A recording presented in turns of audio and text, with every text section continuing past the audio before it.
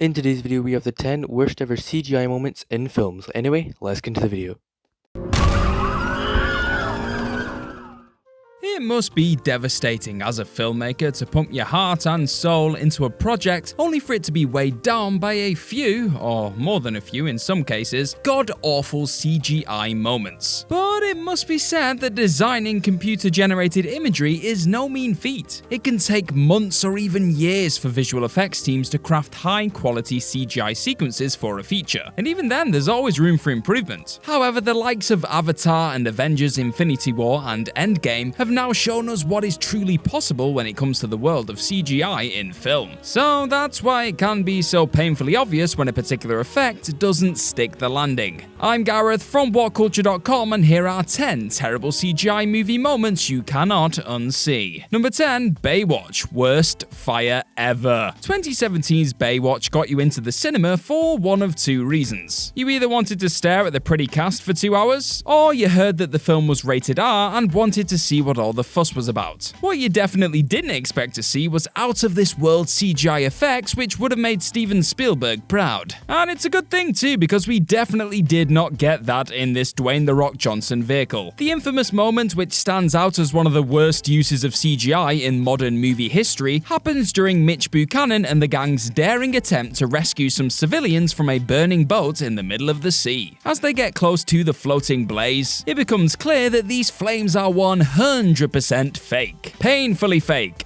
I mean, the fire looks like it was designed on Minecraft. Thankfully, the entire clunky sequence doesn't last much longer than 5 minutes, so fans are free to get back to enjoying the view of the cast soon after. Number 9. Gods of Egypt Minotaur Attack. After the initial trailers dropped for 2016's Gods of Egypt, it was clear to most that this film wasn't going to be boasting out-of-this-world visual effects. However, the promise of Gerard Butler hamming it up as an Egyptian god would surely be enough to distract us from the outdated CGI on show, right? Wrong. So wrong. One particular instance of truly dreadful CGI came during a scene which involved a bunch of Minotaurs ambushing Brenton Thwaites' Beck, only for Nikolai Coster-Waldau's Horus to pop up and save the day at the last moment. Unfortunately, the nasty Minotaurs on show here look like they've been ripped straight out of an old stop-motion King Kong movie. For a feature which had a $140 million budget to play with, it's quite embarrassing that the end result turned out to be near unwatchable at times due to some of the laziest CGI in recent history. Number 8. Hellboy. That Ian McShane moment. When Hellboy finally returned to our screens in 2019, fans wandered into the film with a spring in their step, as the first few glimpses of the reboot looked promising. Sadly, what we got in the end was a half-assed attempt to bring Hellboy's world to life, with the majority of the CGI on show being borderline offensive. The disjointed scene where David Harbour's Hellboy fights off some CGI giants definitely sticks out as one of the worst visual offenses in the film. However, that scene looks like a visual masterpiece compared to that Ian McShane moment at the end of the movie. McShane's Trevor Broom had just been killed by Mila Jovovich's Blood Queen, so a pissed off Hellboy decides to finally yank out Excalibur and looks set to bring about the apocalypse, as you do. Then, in a last gasp attempt to appeal to his human side, Alice uses her powers to channel Broom's spirit, who then tells the demonic being that he is better than this. Unfortunately, the feature's relatively small $50 million budget meant that the team weren't able to juggle a deeply realistic Anung Unrama and convincing second coming of Broom at the same time. So we just got this weird head on top of an animated umbilical cord instead. Number 7. Gemini Man. Young Will Smith. When your entire marketing campaign focuses on the fact that a well-known acting superstar would be fighting a younger version of themselves in your movie, you have to stick the landing on that all-important de-aging job. Unfortunately, Gemini Man wasn't able to do just that with their cloned version of Will Smith in the 2019 action thriller. There were moments when the effect worked a treat, and audiences were allowed to fully invest in the idea of Smith's character, Henry Brogan, genuinely being faced with the prospect of fighting off a quicker, stronger version of himself. itself. However, at too many points in the story, we were left wincing at just how jarring the finished CGI was in this paint-by-numbers action flick. Yet by far the clunkiest piece of CGI in the big-budget flop